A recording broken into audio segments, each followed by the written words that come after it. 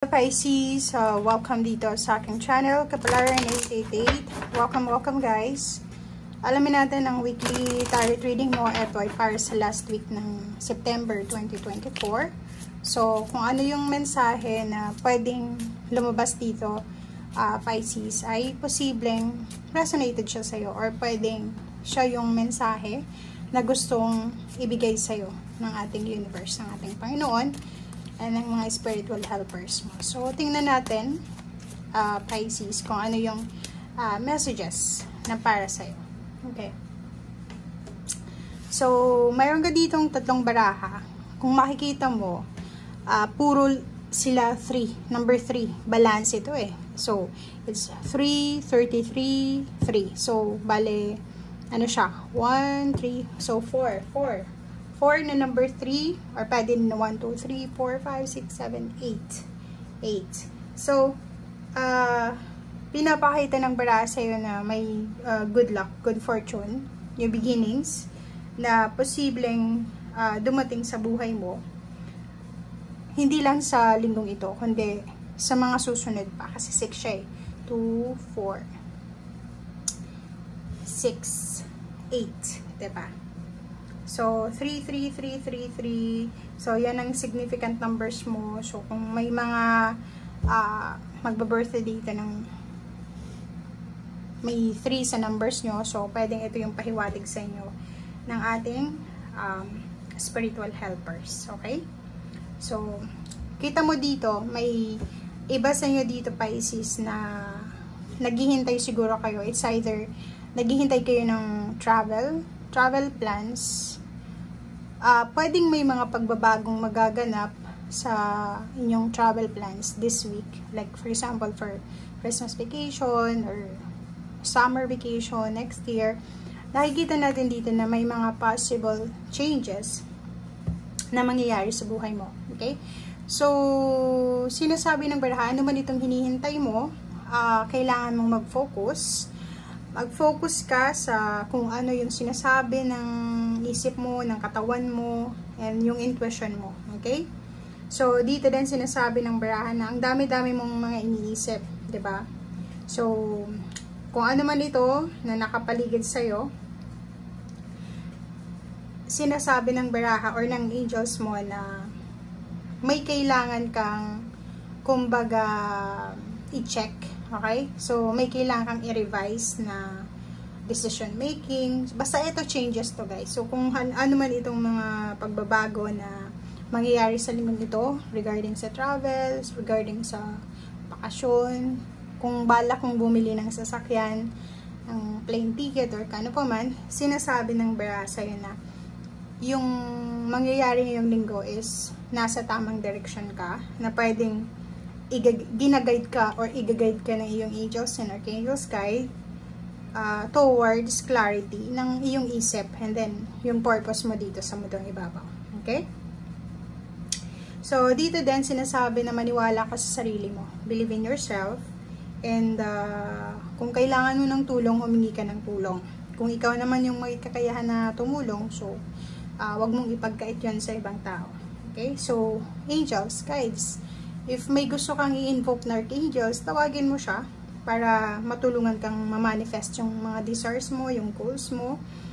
And wag mong kakalimutan yung intuition kasi napaka-laking tulong yung pagsunod natin sa ating intuition, pagsunod sa ating puso. And yun, mamuhay ka lang ng naayon sa kagustuhan ng Panginoon. And mamuhay ka lang ng simple siguro. Okay? So, may harmony and balance dito na parating sa buhay mo. Kasi lahat number 3. So, inuuna ko itong first card na to kasi parang sinasabi ng first card mo na travel plans or mga tungkol sa transportation, sasakyan, or kano pa man. Pero dito din, maraming posibleng pagbabago. Mga blessing in disguise, like yung mga in-expect mo, hindi dumating, pero yung dumating sa'yo is siya pala yung magbubukas ng kasi money to eh. Okay? So, pwedeng eto ay decision making, eto ay pera. So, nakikita natin yung hindi ito expected. Unexpected eh. Blessing in disguise nga. So, may mga unexpected na twist ng events may mga unexpected na openings, gateway openings siguro sa buhay mo or sa pamilya mo. And at the same time, hawak mo diba? So, kung ano man itong gusto mo sa buhay, confused ka ngayon, hindi mo alam bakit, or kung ano yung gagawin mo, sinasabi ng barahan na ang susi doon sa kung ano man itong inaalala mo or confusion mo ay nasa kamay mo. So, for example, kung gusto mong yumaman, gusto mong matuto, gusto mong kung ano man, sinasabi ng baraha sa'yo na nasa iyo yan. So, it's up to you kung ano man itong, diba, ikaw yung may hawak Ikaw yung may hawak ng buhay mo. Ikaw yung may hawak ng success mo. And number 30 din, endings. So, sinasabi ng baraha kung hihintay ka ng mga proposal, wedding proposal, business proposal, or mga, like yung may mga kaaway, may mga misunderstanding, or pwedeng merong mga issue sa buhay. Confused nga, diba? Yung nakikita kasi itong 3 cards na to is parang sinasabi na yung confusion mo, yung parang hindi mo alam kung anong mayayari sa kinabukasan, or hindi mo alam kung itong decision making na ginagawa mo sa ngayon is nasa tamang direction ka. But itong barahan to, nagsasabi sa'yo na may paparating na changes, na transformation, na pwedeng magdala talaga sa'yo doon sa pinaka-tuktok ng tagumpay, so pinakalurok ng tagumpay. Okay? So, yun guys. Okay.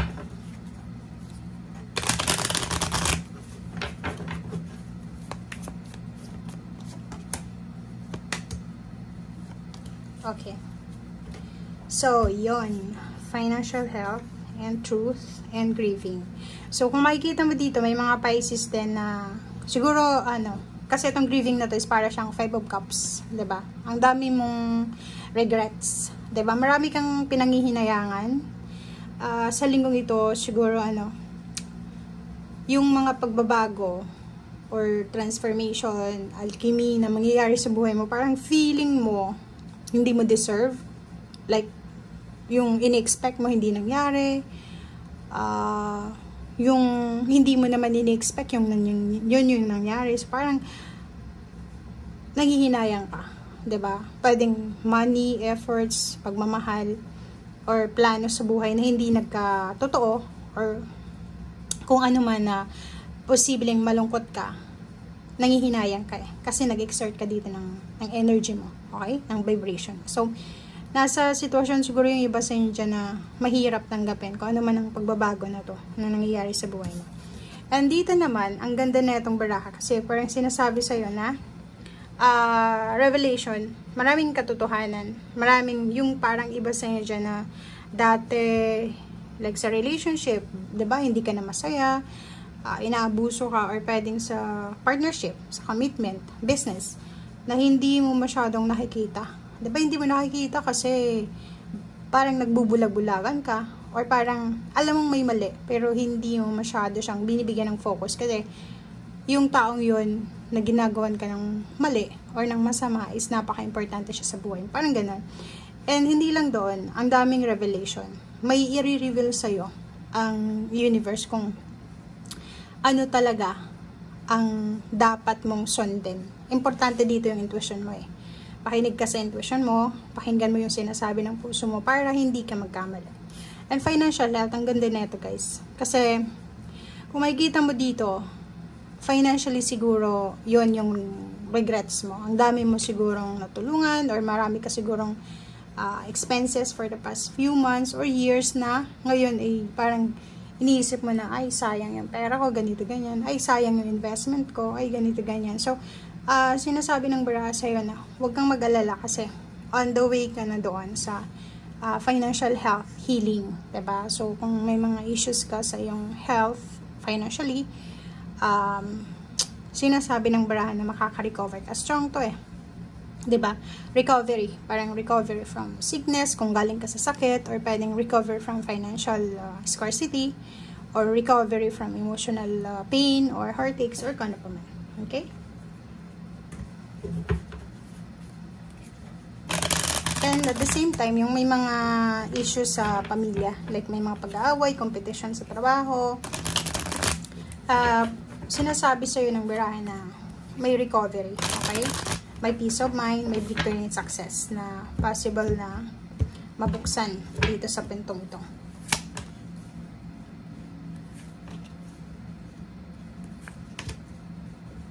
Okay. Okay, so kita nyo naman, di ba? So dito, kung makikita mo, sinasabi ng impress na to, na kailangan mong alagaan kung ano yung meron ka. I-treasure mo ba? Yung parang, kung ano yung meron ka ngayon, kung ano yung strength mo, paglaguin mo siya. Diba? Kasi sayang eh. And yung confusion mo, sinasabi ng baraha, instead na yung especially yung nag-overthink dito, kung sino man sa inyo pa is nag-overthink, marami kayong mga imagination, ino-overthink nyo, mas mabuti na alamin nyo yung katotohanan, yung truth, di ba? Tamang hinala, alisin mo yon kasi hindi ka makakaalis dito eh, di ba? So parang, ang sabi sa'yo ng barahang yan is, kailangan mong maging handa sa kung ano man ang katotohanan or tanggapin natin kasi doon ka makakalaya. Okay?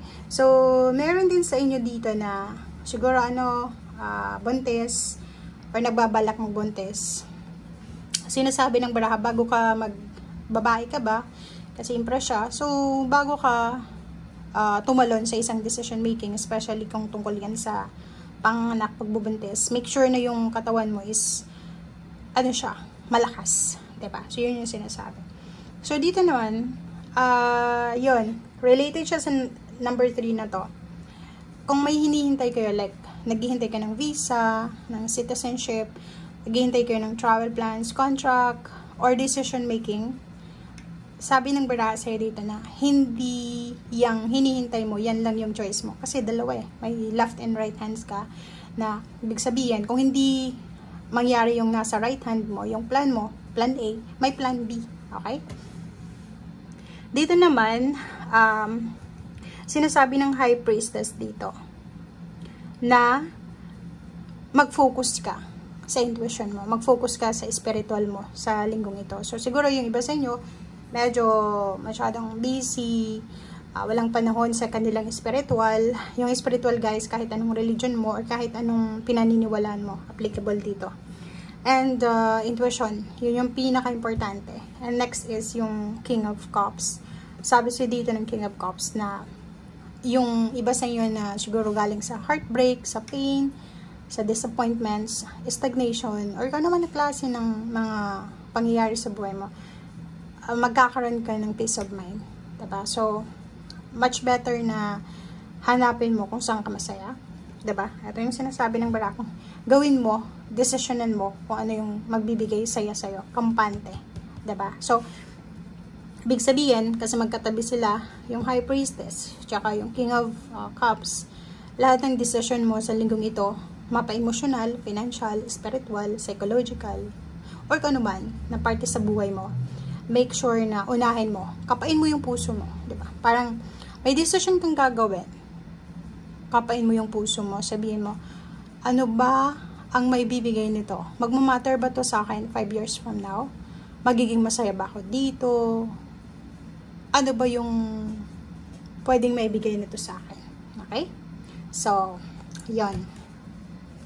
And sa ilalim niya is merong 6 of Cups. So, yung 6 of Cups, ang dami mong mga pwedeng maalala, reminiscing of the past. Like yung, yun nga, isa sa pwedeng maalala mo is yung mga mahal mo sa buhay, na wala na dito sa mundo, yung mga masasayang moments sa buhay mo, or pwedeng yung mga masasaklap na moments sa buhay mo. So, yun, iwasan mo yung sobrang pag-iisip sa linggong ito. Kasi ang dami-dami dito ng mga alalahanin eh.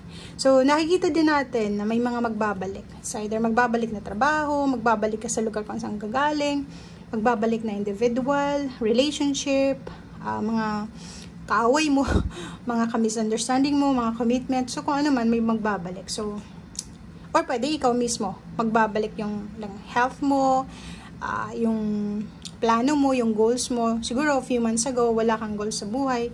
But now, parang sinasabi ng baraha na biglang bumalik or biglang mag-refresh ka, ng mga goals and hopes and dreams mo. Okay? So, thank you guys and see you again. Bye!